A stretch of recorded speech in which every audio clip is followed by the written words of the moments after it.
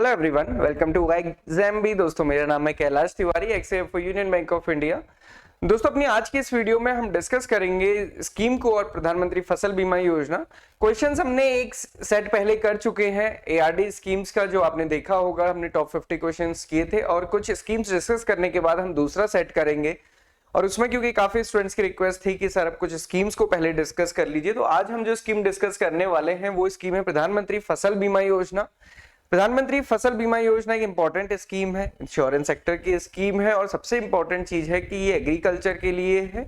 और आपके एग्जामिनेशन में आपको एक या दो क्वेश्चन प्रीलिम्स और मेंस दोनों ही एग्जाम में देखने को मिलेंगे, इसलिए इसको पढ़ना जरूरी है। और बहुत बेसिक से क्वेश्चंस आते हैं, बहुत ज्यादा इन डेप्थ स्टडी की जरूरत नहीं होती है। कुछ चीजें आप यहीं से देखते हुए चल सकते हैं। प्रधानमंत्री फसल बीमा योजना ministry of agriculture and farmer welfare की ये स्कीम है। टैगलाइन जिस भी स्कीम में है उसको वहीं पे स्टार्ट करते हुए, उसको वहीं पे याद करते हुए चलिए। यहां पे है one season one premium. Okay, तो आप इसको समझ सकते हैं कि एक सीजन में एक ही प्रीमियम रहेगा, चाहे कोई सी भी आप क्रॉप ग्रो करेंगे। तो जनरली इसी के लिए प्रधानमंत्री फसल बीमा योजना बनाई गई थी, जो पुरानी स्कीम्स थी उनको रिटायर करके। अभी क्वेश्चन हमने पहले भी डिस्कस किए थे, बट ये क्वेश्चन स्कीम को स्टार्ट करने से पहले देखते हैं, फिर लास्ट में आपको ये सारी चीजें क्लियर हो जाएंगी। So what was the premium collection last cut off date for Pradhanmantri Fasal Bima Yojana kharif 2022। तो जो प्रीमियम कलेक्शन की लास्ट डेट है वो क्या है, ये 5 ऑप्शंस आपको दिख रहे हैं, आप ट्राई कीजिए, उसके बाद हम इसको आगे डिस्कस करेंगे। सेकंड क्वेश्चन है, इजी क्वेश्चन है। हर एक एग्जामिनेशन में, मतलब जो अभी भी एग्रीकल्चर रिलेटेड एग्जामिनेशन हुए हैं उसमें इस टाइप का कोई क्वेश्चन आपको देखने को मिलेगा। Maximum insurance charges payable by farmer for an annual commercial और horticulture crop is -% of SI sum insured और actuarial rate whichever is less. तो इसमें से कौन सा आंसर है? अगेन आप इसको पॉज करके नोट कीजिए, आगे हम अपनी वीडियो में इसको देखेंगे। तो अब स्टार्ट करते हैं प्रधानमंत्री फसल बीमा योजना। तो सबसे इंपॉर्टेंट क्या होता है किसी भी स्कीम के लिए कि स्कीम किस मिनिस्ट्री की है। तो ये मिनिस्ट्री कौन सी है? Agriculture and farmer welfare. Introduce कब की गई थी? 14 जनवरी 2016 को। बजटरी एलोकेशन है वो 15,500 करोड़ रुपीस है। डेफिनेटली बजटरी एलोकेशन इसमें ज्यादा रहता है। बजटरी एलोकेशन किस चीज के लिए रहता है ये आप सोच सकते हैं, क्योंकि प्रीमियम कुछ तो फार्मर ने पे करना है, जो बाकी सब्सिडीज हैं इस स्कीम में वो गवर्नमेंट ऑफ इंडिया पे करती है। It replaced earlier 2 schemes related to the insurance service scheme। और वो कौन सी स्कीम थी? नेशनल एग्रीकल्चर इंश्योरेंस स्कीम और modified national agriculture insurance scheme. तो NAIS, MNAIS इन दोनों स्कीम्स को सब्स्यूम करके या फिर रिप्लेस करके इस नई स्कीम्स को लाया गया।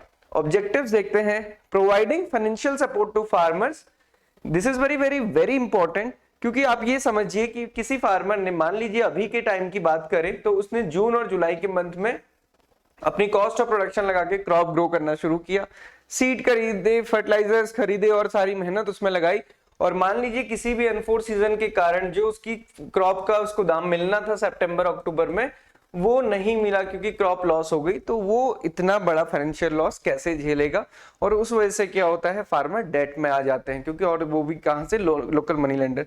तो उस ट्रैप में ना जाए, इसलिए ये फाइनेंशियल सपोर्ट रहता है। अगर फार्मर को crop damage, crop loss due to unforeseen events होता है तो ये स्कीम वहां पे सपोर्ट करती है, इसलिए ये स्कीम बहुत जरूरी है। बाकी इंश्योरेंस का कंसेप्ट आप समझते ही हैं, गाड़ी सभी के पास है, इंश्योरेंस आपने कराया ही होगा।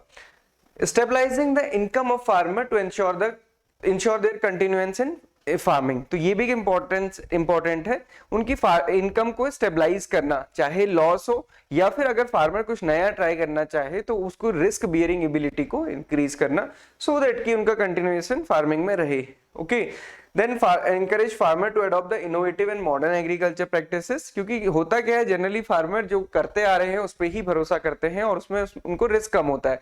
उनको नया रिस्क लेना या नई क्रॉप ग्रो करने में सबसे इंपॉर्टेंट चीज यही लगती है कि अगर क्रॉप फेल हो गई तो फिर क्या होगा। तो उस कंडीशन में भी प्रोटेक्शन यहाँ से मिलता है। Then fourth, an important concept related to the banking sector, also ensuring flow of credit to the agriculture sector। अब मान लीजिए बैंक से उसने लोन लिया है तो क्रॉप तो फेल हो गई, उसी के पास खाने को नहीं है, तो बैंक को क्या वापस देगा? तो इस कंडीशन में, क्योंकि आप वो उसकी क्रॉप इंश्योर्ड है, उसको फाइनेंशियल असिस्टेंस मिलेगी, तो डेफिनेटली वो रिपे भी कर पाएगा और जो क्रेडिट साइकिल है वो भी प्रॉपर चलेगी। नाउ कौन कौन सी क्रॉप्स इसमें कवर है? तो सारी ही food grains, oil seed crop, annual commercial crop इसमें कवर्ड है, बस ये होता है कि जो क्रॉप होती है वो पर्टिकुलर उस एरिया में नोटिफाइड होनी चाहिए। इसका मतलब ये है कि जो पर्टिकुलर एरिया है, मान लीजिए कोई डिस्ट्रिक्ट है, सहारनपुर डिस्ट्रिक्ट है यूपी का, तो वहां जो भी क्रॉप हो सकती हैं वो उस एरिया की नोटिफाइड होती हैं बाय द एसएलबीसी और डीएलटीसी कमिटीज, वही वहां पे इंश्योर्ड रहेंगी। ऐसा नहीं है कि साउथ की कोई क्रॉप आप वहां पे ग्रो करेंगे या पहाड़ की कोई क्रॉप वहां पे ग्रो करेंगे तो इंश्योरेंस मिलेगा, तो वो नोटिफाई होना जरूरी होती है, बाकी हर क्रॉप इसमें कवर होती है। अब कवरेज ऑफ फार्मर, कौन कौन से फार्मर इसमें कवर हैं, तो ये दो कंपोनेंट है, कंपलसरी कंपोनेंट है, वॉलंटरी कंपोनेंट है। कंपलसरी कंपोनेंट क्या है, पहले क्या था 2020 से पहले जो भी लोनी फार्मर है जिसने भी किसान क्रेडिट कार्ड लिया उसके लिए कंपलसरी था। अब खरीफ 2020 से गवर्नमेंट ने क्या किया, इसको काइंड ऑफ वॉलंटरी बना दिया है, बट वॉलंटरी किसके लिए, ऑप्ट आउट के लिए। अगर फार्मर को जिसकी भी केसीसी है उसको अगर पीएमएफबीवाई में इंश्योर नहीं करना है, एनरोल नहीं करना है, तो उसको एक हैंड रिटन या फिर उसको एप्लीकेशन देनी पड़ेगी कि मैं इसमें एनरोल नहीं होना चाहता, मतलब उसको ऑप्ट आउट फॉर्म फिल करना है। अगर वो ऑप्ट आउट फॉर्म फिल करता है तो उसको एनरोल नहीं किया जाएगा। अदरवाइज अगर कोई भी एप्लीकेशन फॉर्म बैंक को नहीं मिला है तो बैंक को उसको एनरोल करना होगा। It become voluntary for lonely farmer also. He has to give the mandate for not to deduct premium for insurance. तो ये mandate देना पड़ेगा, अगर mandate नहीं दिया है तो बैंक को उसको एनरोल करना पड़ेगा। वॉलंटरी कवरेज क्या है, जो नॉन लोनी फार्मर्स है जिन्होंने कोई लोन नहीं लिया है वो उनकी मर्जी है कि वो इसमें कवर होना चाहें या फिर ना। Then premium rate and premium subsidy, तो खरीफ एंड रबी के लिए अगर हम देखेंगे एनुअल कमर्शियल क्रॉप्स के लिए, सबसे पहले खरीफ क्रॉप्स के लिए देखते हैं, तो खरीफ क्रॉप्स के लिए 2% है। ऐसे ध्यान रख सकते हैं कि खरीफ क्रॉप होती है जो, उसमें पैडी क्रॉप होती है, पैडी में वाटर रिक्वायरमेंट ज्यादा है तो हर चीज महंगा रहेगा या फिर ज्यादा रहेगा, तो 2% खरीफ के लिए है। रबी के लिए 1.5% है, एनुअल कमर्शियल या फिर हॉर्टिकल्चर क्रॉप्स के लिए ये 5% है। तो ये तीन चीजें याद रखनी है, ये अक्सर पूछी जाती है, इसी से क्वेश्चंस आपको देखने को मिलता है। Then next, a crop loss due to following risk is covered. Prevented sowing, planting and germination risk. अगर प्लांट सोइंग ही नहीं हो पाई, मतलब ऐसी एडवर्स कंडीशन थी, चाहे वो जर्मिनेशन के टाइम पे रही या फिर जर्मिनेशन से पहले रही, कि जर्मिनेशन या फिर सोइंग ही नहीं हो पाई, तो वो भी इसमें कवर्ड होता है। स्टैंडिंग क्रॉप में किसी भी टाइप का लॉस होता है तो पोस्ट हार्वेस्ट लॉस होता है, लोकलाइज्ड कैलेमिटीज की वजह से। एड ऑन कवरेज होता है अगर वाइल्ड एनिमल का अटैक होता है, तो और एड ऑन इसलिए है क्योंकि वो स्पेसिफाई होगा, हर जगह पे वो कंडीशंस नहीं होंगी।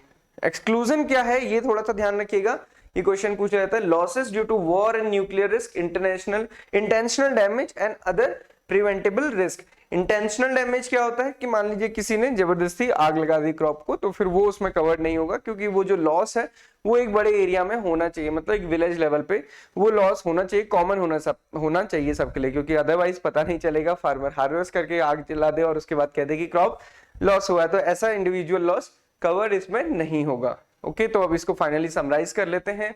मिनिस्ट्री ऑफ एग्रीकल्चर की स्कीम है, 14 जनवरी 2016 को लॉन्च की गई थी। टैगलाइन 1 सीजन 1 प्रीमियम है। ऑब्जेक्टिव हमने डिस्कस किए, फाइनेंशियल सपोर्ट प्रोवाइड करना है फार्मर को, बजटरी एलोकेशन इस साल इतना है, और ये तीन इसके कंपोनेंट हैं, और ये तीन आपको याद रहने चाहिए, ये और इसकी टैगलाइन। अगर इतना भी आपको याद रहता है तो ये सफिशिएंट है, आपके एग्जाम में क्वेश्चन नॉर्मली यहीं से पूछा जाएगा।